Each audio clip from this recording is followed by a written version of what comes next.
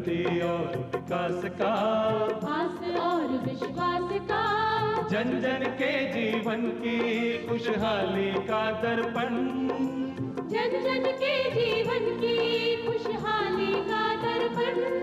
ये है कृषि दर्शन,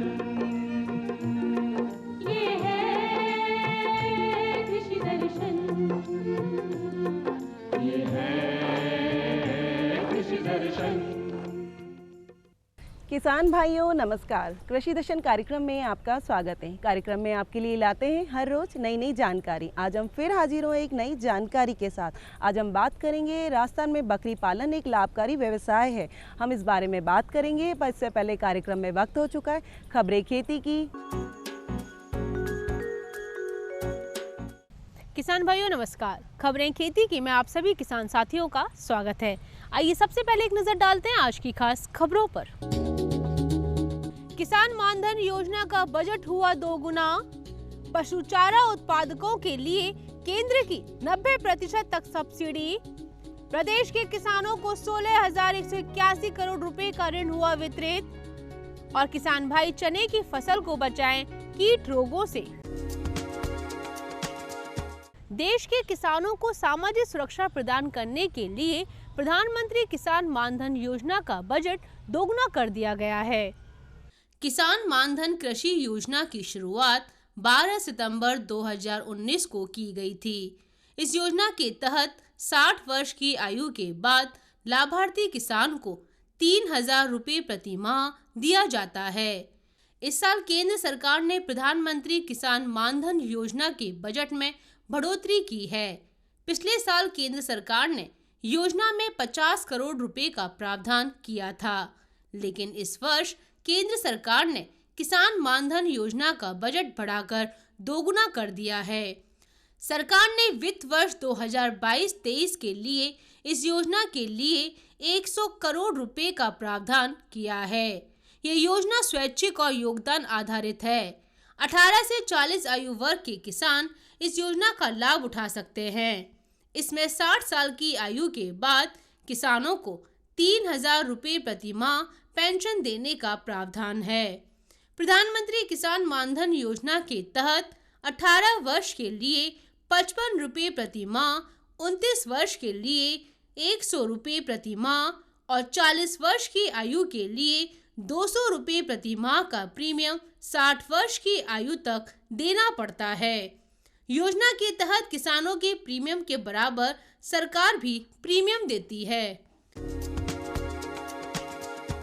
पशुपालन मंत्री पुरुषोत्तम रुपाला ने बताया कि केंद्र सरकार पशु चारा उत्पादकों को विभिन्न सरकारी योजनाओं में 90% तक सब्सिडी उपलब्ध करवा रही है। पशुपालन मंत्री पुरुषोत्तम रुपाला ने बताया कि राष्ट्रीय पशुधन मिशन के तहत केंद्र सरकार ने पशु चारा उत्पादन को शामिल किया है, जिसमें पैकेज पशु चारा उत्पादकों के लिए आवश्यक प्रशिक्षण के साथ साथ मार्गदर्शन प्रदान करना शामिल है।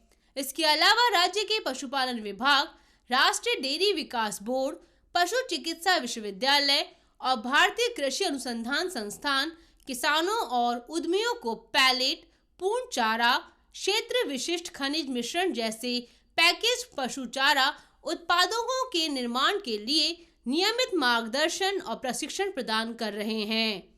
केंद्र सरकार राष्ट्रीय पशुधन मिशन योजना के तहत घास, सिलेज, कुल मिश्रित राशन की तैयारी के लिए चारा, साथ ही चारा मूल्यवर्धन इकाई की स्थापना के लिए लाभार्थियों को 50% पूंजीगत सब्सिडी या अधिकतम 50 लाख रुपए तक प्रदान कर रही है, जिसमें चारा ब्लॉक बनाने या चारे के लिए भंडारण की सुविधा करना भी शामिल है। सहकारिता मंत्री उदयलाल आंजना ने बताया कि किसानों को अभी तक 16,181 करोड़ रुपए का फसली ऋण वितरित हो चुका है। सहकारिता मंत्री उदयलाल आंजना ने बताया कि अब तक प्रदेश के सहकारी बैंकों से जुड़े किसानों को 16,181 करोड़ रुपए का फसली ऋण वितरित किया जा चुका है। वहीं मार्च 2022 तक किसानों को कुल 18,500 करोड़ रुपए का फसली ऋण वितरित कर दिया जाएगा। उन्होंने बताया कि आगे आने वाले समय में किसानों के फसली ऋण की राशि को बढ़ाने के प्रयास किए जाएंगे। विभागीय समीक्षा बैठक को संबोधित करते हुए श्री आंजना ने कहा कि किसान बीमा से वंचित न हो, ऐसा प्रावधान किया जाए कि किसान के साथ किसी भी प्रकार की दुर्घटना होने पर पीड़ित परिवार को बीमित ऋण राशि और दुर्घटना बीमा की राशि बिना किसी परेशानी के समय पर मिल सके।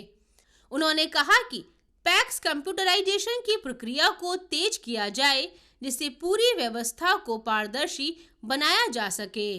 उन्होंने कहा कि ग्राम सेवा सहकारी समितियों में चुनाव प्रक्रिया को शीघ्रता से पूरा किया जाए और नई ग्राम सेवा सहकारी समितियों के गठन के संबंध में हिस्सा राशि को 5 लाख से घटाकर 3 लाख और मिनिमम सदस्य संख्या को 500 से घटाकर 300 किया जाए। कृषि विभाग और कृषि वैज्ञानिकों ने किसानों को बदलते मौसम को देखते हुए चने की फसल में कीट रोग लगने की चेतावनी दी है। गौरतलब है कि राज्य के किसानों ने अपने खेतों में चने की बुवाई की हुई है, लेकिन कई दिनों से छाए बादल और रुक रुक कर हो रही बारिश फसल के लिए हानिकारक हो सकती है। हालांकि बरसात के मौसम में बारिश का पानी फसलों के लिए अत्यधिक लाभदायक होता है, लेकिन यही बारिश का पानी जब बेमौसम फसलों पर गिरे तो ये फसलों के लिए बहुत हानिकारक होता है। ये फसलों में कई तरह के रोग पैदा कर देता है, जिससे फसल बर्बाद हो जाती है और किसानों को उनकी फसल से अच्छे उपज के साथ साथ अच्छी गुणवत्ता भी प्राप्त नहीं होती है। ऐसे में कृषि वैज्ञानिकों ने किसानों को चने में कीट एवं लट रोग लगने के प्रति चेतावनी के साथ ही उन्हें जरूरी सलाह भी दी है। इसके लिए किसान रासायनिक दवा का इस्तेमाल कर फसल को रोग के खतरे से बचाव कर सकते हैं। वैज्ञानिकों द्वारा दी गई सलाह के अनुसार फसल में 1 लीटर पानी में 2.5 ml गैलाथियोन दवा मिलाकर चने की फसल में स्प्रे करें। शुरुआती दौर में ही अगर किसान फसलों में इसका स्प्रे करते हैं तो 70 से 80% तक लट प्रकोप से फसल को बचाया जा सकता है। किसान भाइयों, खबरें खेती की में आज इतना ही। आप देखते रहिए कृषि दर्शन। नमस्कार।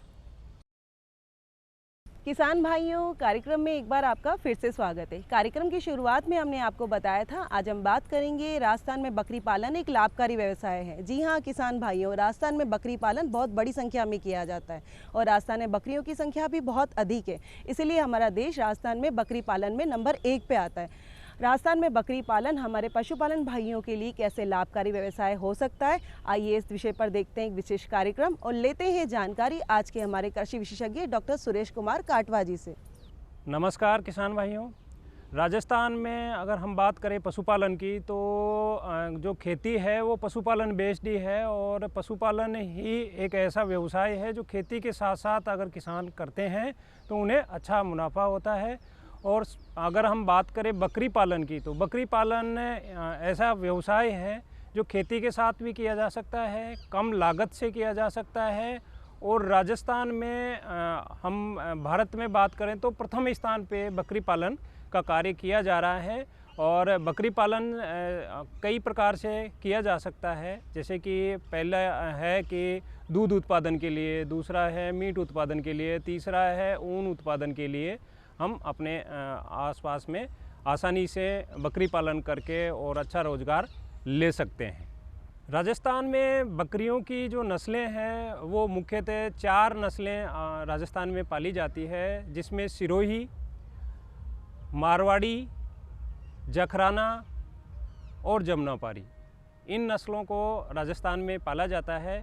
सिरोही जो ब्रीड है वो ब्रीड द्विकाजी ब्रीड है जो दूध और मीट दोनों के लिए पाली जाती है।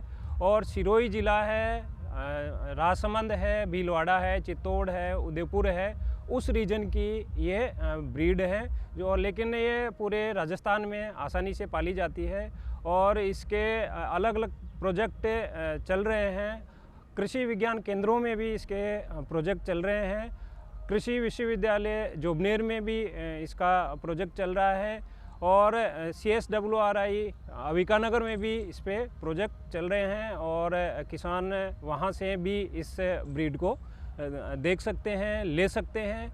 साथ ही साथ जो जखराना ब्रीड है, जखराना ब्रीड है जो अलवर ज़िले के बैरोड तहसील में जखराना गांव है, उसके आसपास का जो इलाका है वहाँ की जो ब्रीड है और ये मध्यम साइज़ की ब्रीड है। जो दूध उत्पादन की बात करें तो 115 दिन में 90 से 95 लीटर दूध उत्पादन इससे मिलता है और ये ब्रीड आसानी से हम पाल सकते हैं। इसके अलावा जो मारवाड़ी ब्रीड है वो मारवाड़ क्षेत्र में जोधपुर, बाड़मेर, जैसलमेर, बीकानेर इस साइड में पाली जाती है और इस ब्रीड का अगर हम बात करें तो ये छोटी आकार की ही ब्रीड होती है, लेकिन ये ब्रीड मीट के साथ साथ ये ब्रीड वूल के लिए भी पाली जाती है और एक बकरी से लगभग 200 से 250 ग्राम वूल मिलती है जिससे गलीचा बनाया जाता है। और इसके साथ जमुनापारी जो ब्रीड है वो ब्रीड है उत्तर प्रदेश की और उत्तर प्रदेश में इटावा के आसपास की है, लेकिन राजस्थान में भी ये ब्रीड आसानी से पाली जा सकती है और ये दूध उत्पादन के लिए ज़्यादातर पालते हैं। दूध उत्पादन इसका लगभग 200 लीटर दूध उत्पादन एक ब्यात में मिल जाता है, तो दूध उत्पादन के हिसाब से ये ब्रीड बहुत ही अच्छी है। बाकी मैं किसान भाइयों को बताना चाहूँगा कि जैसी हमारी मार्केट की व्यवस्था है उस हिसाब से हमें ब्रीड का चयन करना चाहिए। द्युकाजी जो ब्रीड है उन ब्रीड पे ज़्यादा फोकस हमें करना चाहिए और जो सिरोही नस्ल है वो अगर हम बात करें तो बीमारियों से भी रेसिस्टेंट है, यानी कि प्रतिरोधी क्षमता उसमें ज़्यादा होती है। वो ब्रीड भी बहुत अच्छी है, उसका उपयोग हम आसानी से चराने वाली पद्धति में भी कर सकते हैं और स्टॉल फीडिंग यानी कि बांध कर एक जगह बाड़ी में रख के भी हम कर सकते हैं। और कोई भी किसान भाई अगर बड़ा फार्म कॉमर्शियली बकरी पालन करना चाहता है तो वो इस ब्रीड को से स्टार्ट कर सकता है। बकरी पालन व्यवसाय एक ऐसा व्यवसाय है, हम कह सकते हैं चलता फिरता ATM। जब भी हमें आवश्यकता लगती है तो बकरी पालन का एक बच्चा तैयार हुआ अगर हम बेचते हैं तो 5 से 8 हज़ार रुपये हमें मिल जाते हैं। साथ ही साथ अगर हम बात करें मीट का लोकल मार्केट के हिसाब से तो डे बाय डे कभी भी वो दे सकते हैं। और दूध उत्पादन भी एक ऐसा दूध कह सकते हैं कि जैसे कई बीमारी जैसे डेंगू का प्रकोप आता है तो भी इसका दूध का बहुत महत्व है और दूध भी हम इसका आसानी से बेच सकते हैं।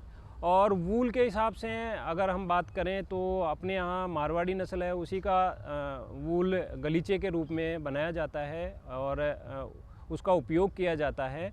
तो हम इसके अलावा इसके खाल है उसका भी उपयोग किसान भाई कर सकते हैं। मीट के बाद में ड्रेसिंग करने के बाद में जो बचता है खाल, उसका उपयोग भी हम हमारे कॉमर्शियली अगर हम देखें तो बहुत ही अच्छा इसका पैसा मिल सकता है और कभी भी पैसा मिल सकता है। और कह सकते हैं चलता फिरता फ्रिज का भी काम करता है, जब हमें ज़रूरत पड़ती है तब हम इसका दूध निकाल सकते हैं, क्योंकि दूध जो है इसका थनों में ही रहता है और जब हमें आवश्यकता लगती है उसी समय में हम ताज़ा दूध लेके और इसका उपयोग कर सकते हैं। दूध जो है वो बच्चों के लिए भी बहुत ही अच्छा है।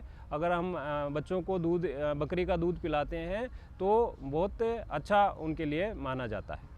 देखिए किसान भाइयों, बकरी पालन अगर हमें व्यवसाय करना है, व्यावसायिक तौर पे बकरी पालन करना है तो सबसे पहले उसका प्रशिक्षण लेना अति आवश्यक है, क्योंकि कोई भी कार्य शुरू करने से पहले अगर हमें उसके पूरी चीज़ों के बारे में पता नहीं होगा, उसके लाभ हानि क्या, उसके फ़ायदे हैं क्या, उससे नुकसान हो सकते हैं, कौन कौन सी बीमारियां आती है क्या है, तो इसके लिए हमें प्रशिक्षण लेना आवश्यक है। प्रशिक्षण प्रत्येक ज़िले में कृषि विज्ञान केंद्र हैं, वहाँ पे हम इसका प्रशिक्षण ले सकते हैं। साथ ही साथ जहाँ जो विश्वविद्यालय हैं वहाँ पे भी इनके जो यूनिट्स हैं वहाँ पे भी डायरेक्टरेट ऑफ एक्सटेंशन एजुकेशन में इसकी ट्रेनिंग होती है।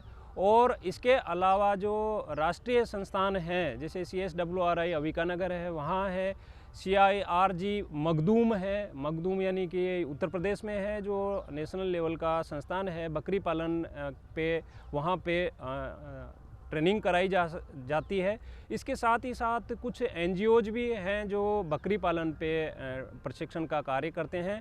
लेकिन किसान भाइयों को कहना चाहूँगा कि सबसे ज़्यादा बेस्ट अप्रोचेबल अगर बात करें तो कृषि विज्ञान केंद्र में संपर्क करें और वहाँ पे आप इसका प्रशिक्षण लें और सर्टिफिकेट प्राप्त करें, और उसके बाद में हम चूज करें कि कौन सी नस्ल का उपयोग करना चाहिए और कहाँ किस स्तर से स्टार्टिंग करनी चाहिए और किस लेवल तक हम बिजनेस कर सकते हैं, उसकी पूरी की पूरी, और उसमें जो बीमारियां होने वाली है उनका विशेष तौर से ध्यान रखने की आवश्यकता है। अन्यथा इसमें जो बीमारी आती है तो रेवड़ के रेवड़ ही ख़त्म हो जाते हैं। किसान भाइयों देखो, ऐसा है कि बीमारियां इसमें बैक्टीरिया से यानी कि जीवाणु से होने वाली, या वायरस से यानी कि विषाणु से होने वाली, या हम कह सकते हैं कि अंतः बाह्य परजीवी से होने वाली बीमारियां काफ़ी बीमारियां हैं, लेकिन जो मुख्यतः बीमारियां हैं उनकी रोकथाम के लिए हमें टीकाकरण करना आवश्यक है। जैसे कि हम बात करें कि बैक्टीरिया से होने वाली जो बीमारियां हैं, जैसे छोटे बच्चे हैं तो उनमें निमोनिया की शिकायत होती है। निमोनिया से उसकी श्वास नली में सांस आने में दिक्कत होती है, हल्का सा उसके नाक में पानी आता है और सांस तेज़ लेने लगता है। ऐसी स्थिति में निमोनिया होने से वो जो बच्चा है वो मर सकता है। तो हमें निमोनिया अगर होता है तो तुरंत प्रभाव से पशु चिकित्सक की सलाह से उनको जो भी एंटीबायोटिक दवाइयाँ हैं उनका उपयोग करते हुए उसे हमें बचाने की आवश्यकता है। इसी के साथ ही साथ एक एंट्रोटोक्सीमिया, वो भी जीवाणु से होने वाली बीमारी है। वो बीमारी भी ऐसी बीमारी है कि उसमें 1 से 2 दिन में ही चटपट यानी कह सकते हैं फिड़कियाँ भी उसको कहते हैं कि तुरंत प्रभाव से ही इस बीमारी में पॉइजन युक्त खाने से या जो बैक्टीरियल इन्फेक्शन होने की वजह से पशु तुरंत प्रभाव से मर जाता है। इसके अलावा खुरपका मुंहपका बीमारी, ये जुगाली करने वाले सभी पशुओं में आती है, जो चाहे बड़े जानवरों की बात करें, गाय भैंस या फिर भेड़ बकरी, इनमें सभी में ये बीमारी आती है, जो वायरस से यानी कि विषाणु से होने वाली बीमारी है। ये बीमारी भी एक छूत की बीमारी है जो एक से दूसरे पशुओं में बहुत तेज़ी से फैलती है। इसमें खुरों में, पैरों में छाले पड़ जाते हैं, आहार नाल में छाले पड़ जाते हैं, मुंह में छाले पड़ जाते हैं और उसके बाद में उसके लार पड़ना शुरू हो जाती है, पशु चारा खाना बंद कर देता है। तो ये बीमारी का ही अगर हम बात करें तो टीकाकरण ही उपाय है, और टीकाकरण हमें साल में जो खुरपका मुंहपका FMD के नाम से भी हम जानते हैं, इस बीमारी का टीकाकरण साल में 2 बार होना चाहिए। एक बार मार्च अप्रैल यानी होली से पहले, और एक बार सितंबर अक्टूबर यानी दीपावली से पहले अगर हम इसका टीकाकरण कर देते हैं तो ये बीमारी हमारे पशुओं में नहीं आती है। इसके साथ ही साथ एक बीमारी और जो बकरी के प्लेग के नाम से जानते हैं, PPR के नाम से जानते हैं, ये बीमारी भी विषाणु से यानी कि वायरस से होने वाली बीमारी है, और ये बहुत ही खतरनाक बीमारी है, छूत की बीमारी है, जिसमें पशु की पूरी आहार नाल में, मुंह में छाले होते हैं और पूरी आहार नाल सड़ जाती है, दस्त लग जाते हैं, उसको पशु को बुखार आने लग जाता है 104 से 106 डिग्री फ़ारेनहाइट, और 3 से 4 दिन में ही पशु मर भी सकता है। इस बीमारी का टीकाकरण हमें 4 महीने का जैसे ही पशु हो जाता है, बकरी का बच्चा हो जाता है, उस समय ही हमें टीकाकरण कर लेना चाहिए, और इसका टीकाकरण 3 साल में 1 बार करने की आवश्यकता है। अगर हम टीकाकरण कर लेते हैं तो ये बकरी की जो प्लेग कहते हैं ये नहीं आती है, और ये फील्ड में बहुत ही ज़्यादा मात्रा में इस समय भी फैली हुई है। तो जिन भी किसान भाइयों को इस बीमारी के अगर लक्षण नज़र आते हैं तो तुरंत ही चिकित्सक से मिल के और उसका उपचार कराएं, और जहां टीकाकरण नहीं हुआ है वहां टीकाकरण करवाएं। आय बढ़ाने के लिए अगर किसान भाई हैं तो वो समन्वित मॉडल जब तक नहीं अपनाएगा तब तक आय बढ़ाना बड़ा मुश्किल वर्क है, क्योंकि अगर हम एक ही चीज़ पे चलते रहेंगे और उसमें प्राकृतिक आपदा आ जाती है, ऐसी स्थिति में हमारा बहुत बड़ा नुकसान हो जाता है और हमारी आय नहीं बढ़ सकती। तो बकरी पालन अगर हम बात करें एक कंपोनेंट के तौर पे, तो इससे बहुत ही अच्छा इनकम खेती में जो भी दाल वाली फसलें हैं उनके सूखे चारे दाना जो है वो हम हमारे घर पे बनाएं और उसके साथ साथ हम अपने बकरी पालन का लिए हरे चारे की व्यवस्था करते हैं। तो बकरी पालन एक ऐसा व्यवसाय है जिसमें कम लागत में, यानी कि बहुत ही कम पैसों खर्चे से हम अधिक मुनाफा कमा सकते हैं। और ये कंपोनेंट एक ऐसा कंपोनेंट है जिसके अगर हम बात करें तो लाभ ही लाभ है, दूध उत्पादन के रूप में, मीट उत्पादन के रूप में। और अगर हम बकरी की बात करें तो ये 5 महीने में बच्चा देती है और 1.5 साल का जब हो जाता है तब पहला बच्चा हमें मिल जाता है। और इसकी जो किडिंग है वो ब्रीड स्पेसिफिक, यानी कि नस्ल के अनुसार 2 से 3 बच्चे तक हमें मिलते हैं। जैसे कि हम सिरोही की बात करें तो 2 बच्चे हमें एक ब्यात में मिलते हैं और ये साल में 2 बार बच्चे देती है, तो लगभग 4 बच्चे हमें इससे मिलते हैं। और एक बच्चा 5 से 6 महीने में 5 से 8 हज़ार रुपये का हम तैयार करके अगर बेचते हैं तो हम कह सकते हैं कि इस जैसा कोई व्यवसाय नहीं जिससे हम इनकम को बढ़ा सकते हैं। युवा किसान जितने भी हैं वो आर्या के जो प्रोजेक्ट चल रहे हैं वो कृषि विज्ञान केंद्रों पे चल रहे हैं। जैसे कि नौगांवा में चल रहा है हमारी यूनिवर्सिटी में। अगर हम हमारे जो युवा किसान हैं वो आर्या में पहले प्रशिक्षण प्राप्त करें, प्रशिक्षण प्राप्त करने के बाद में यूनिट इस्टेब्लिश करने के लिए प्रोजेक्ट से ही उनको बकरी प्रदाय की जाती है और यूनिट को पूरा रन करने के लिए वैज्ञानिक तरीके से उनको सारी चीज़ें सिखाई जाती है। सिखाने के बाद में भी उनको बीच बीच में बैकअप दिया जाता है ताकि उनको कोई भी समस्या आती है तो उससे वो निजात पाएँ। और बकरी पालन करके युवा किसान बहुत ही अच्छा मुनाफा कमा सकते हैं, क्योंकि दिन प्रतिदिन जो मांस की डिमांड है वो बढ़ती जा रही है और जितनी डिमांड बढ़ती जा रही है वैसे वैसे ही इसका रेट इंक्रीज होता जा रहा है। और डिमांड के हिसाब से ही हम इसकी पूर्ति अगर करते रहेंगे तो हम कह सकते हैं कि बहुत ही अच्छा युवा इस व्यवसाय को अपना सकते हैं। उम्मीद है किसान भाइयों कार्यक्रम में दी गई जानकारी का भरपूर लाभ उठाएंगे। अगर आप हमारे कार्यक्रम में कुछ नया देखना चाहते हैं या कोई सुझाव जो आप हमें देना चाहते हैं तो देर किस बात की, कागज और कलम उठाइए और हमारा पता लिखिए। हमारा पता है कार्यक्रम कृषि दर्शन, डीडी राजस्थान, दूरदर्शन केंद्र, जयपुर। हम आपसे फिर मिलेंगे नई जानकारी, नई विषय और नई सोच के साथ। तब तक के लिए दीजिए इजाज़त। नमस्कार।